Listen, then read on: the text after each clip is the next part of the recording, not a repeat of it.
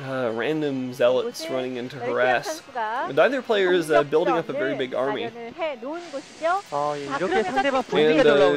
these tanks are largely unsupported by vultures or Goliaths or any of the sort of screening units that we'd expect to see more these days. So Elky is ferrying tanks onto the top of the ridge. He's going to try to establish a siege position here, but I don't think it's going to be very successful. There's a lot of zealots and dragoons. He is able to do damage to that force, though, and he's kept that floating engineering bay alive. So he is, I think, at least putting pressure on with that presence on the bottom of the ridge. 아직까진 모르겠습니다. 현재 상황이 기온 패턴에서 지상군이 좀 더 많기 때문에 지상군이 많기 때문에 아직까지. Meanwhile, still relatively low macro, only 3 or 4 gateways out. It looks like, even though Grrr's running on about 4 bases. I don't know what his probe saturation is like. Third base up now for Elky, but he hasn't transferred SCVs there yet.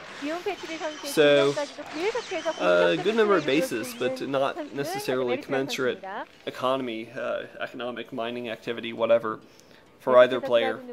It looks like they might be focusing more on unit production than on workers.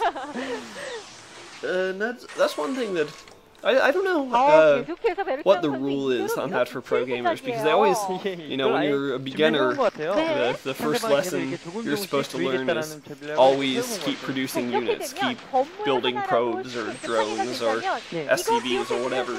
But you don't do that ad infinitum.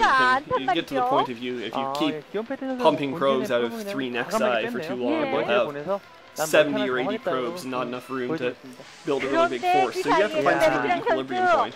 I don't know whether where that point is located changes over time for pro players, whether there's sort of consensus about that. Meanwhile, 2 tanks being dropped in a very opportune position where they can shell 2 different expansions, but a shell coming up to drop some zealots off for counter harassment, and those tanks never even get a chance to siege. So Grrrr very much on the ball.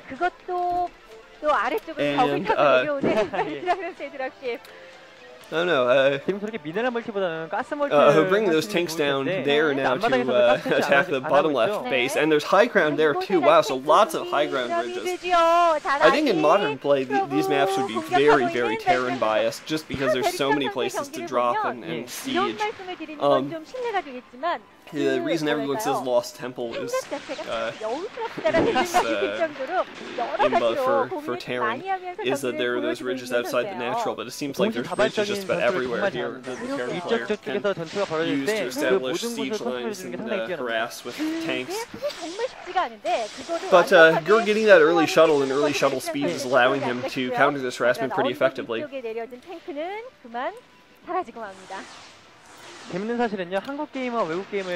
Grrr's sort of the pretty boy of StarCraft in the era before BSU.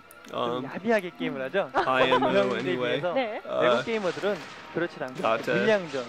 sort of feathered hair and BSU-like sartorial stylings. Meanwhile, a force of nothing but tanks being assaulted by some Dragoons and Zealots. Dragoons and Zealots going down, but it seems like Elky would be well served by supplementing this tank force with some Goliaths or some vultures. Multiple shuttles out. That's very interesting. Using them, I guess, just to ferry Zealots around for Zealot bombs and to guard against the harassment. And it looks like Elky's mined out his main now. Zealot bombs still slightly effective despite the fact that these tanks haven't sieged. Not working in the same way that they would if the tanks were sieged. But Elky needs to micro those tanks back. He's allowing the Zealots to get right in among them, and he's going to lose this tank force. If all these tanks go down, Elky's going to be in a whole bunch of trouble. Elky looking somewhat concerned. Pulling SCVs, wow.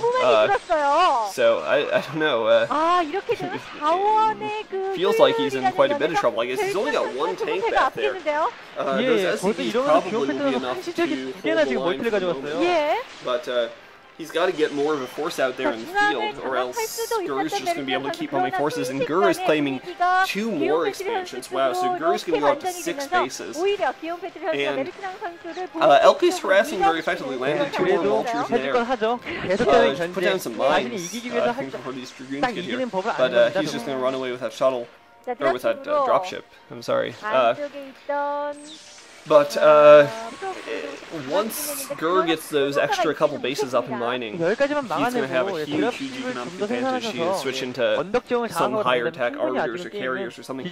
Oh, but another command center going down for Elky. I didn't notice that. I think he must have built that and then floated it onto what looks like an island base.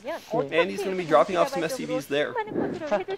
He's got to be careful to defend that, though, because there are other shuttles on the loose for Grrrr, and Grrr's going to be able to drop zealots in there to harass the SCV line if he wants.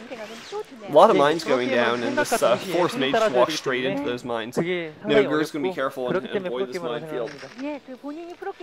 And it looks like Elky's going to try to establish a defense here, a fairly narrow choke point there, putting down some turrets, and I hope he has tanks back there to support this defense. But still, this whole northern third of the map or so is being claimed by Grrrr. And in the long term, that's going to give Grrrr just an overwhelming economic advantage. If Elky can cut off reinforcements down the middle, though, with this minefield, and then go and harass those bases in the upper right sort of area, then he can get himself back in the game, I think. But it just has to prevent Grrrr from taking this overwhelming economic advantage that Grrrr seems to be looking to cap. Yeah, they're showing Grrr's bases not great probe saturation, but still a decent number of probes at each base. Not a lot there, but in total he has a lot of mining going on, so he's going to be able to take advantage of these bases fairly well and get a large economy up and running. This position in the middle for Elky is going to be tested now by these Dragoons, but they're going to have to fall back. No zealots in the field to support them against those tanks. And now there's a lot of vultures out in the field, and they're going to make it very difficult for Grrrr to press up against this tank line. And it looks like Elky is just trying to set up a cordon of siege, well, yeah, this is the siege line along the middle. And now Grrr's pressing in, and if Grrrr can break the line here, he's going to be in the lead, but no, he's forced to fall back. No, skirmishing back and forth. He's going to try to attack this line from the north and sort of take the northern flank, but there's enough tanks there, I think, to force him back. And still a good number of mines out in the field, too.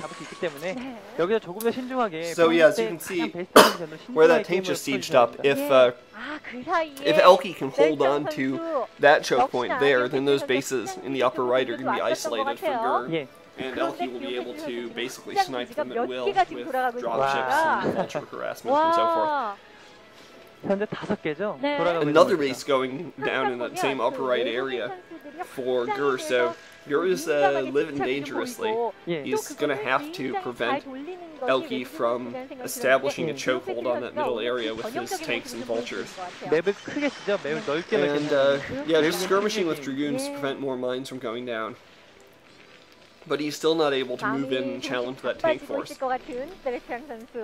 And Elky's still got a lot of mining going on, so he's far from being mined out. But at the same time, if he lets too much mining happen to these top right bases, he can claim the middle all he wants, and there's just going to be less resources on his side of the map than there are on Elky's.